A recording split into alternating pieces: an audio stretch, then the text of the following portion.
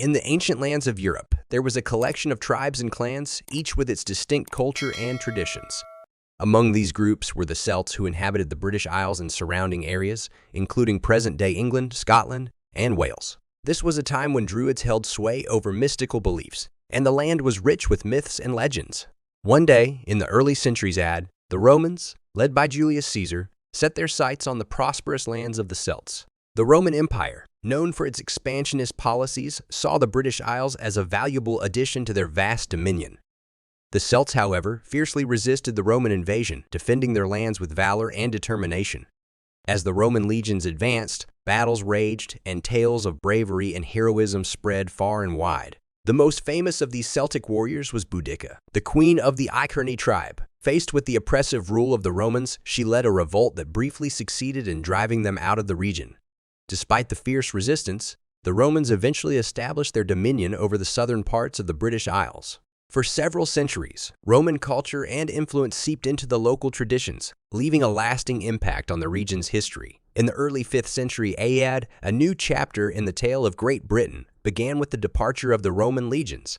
The Roman Empire was facing internal strife and external threats, forcing them to withdraw their troops from the distant isles. This created a power vacuum, and the Celts found themselves vulnerable to new invaders.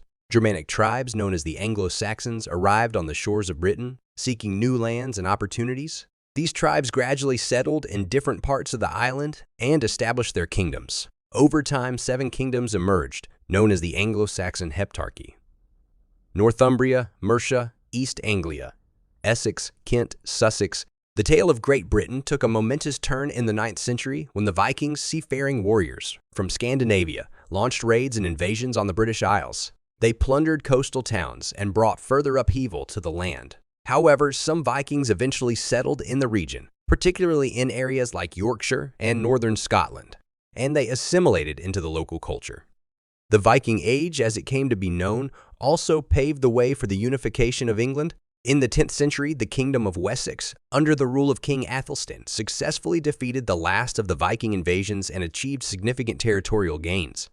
Athelstan, crowned in 924 AA, is often regarded as the first king of England and the first ruler to unite various Anglo-Saxon kingdoms under one crown. Yet the tale of Great Britain was far from over. The Norman conquest of 1066 brought a new chapter of history to the shores of England. William the Conqueror, Duke of Normandy, defeated King Harold I of England at the Battle of Hastings, establishing Norman rule over the land.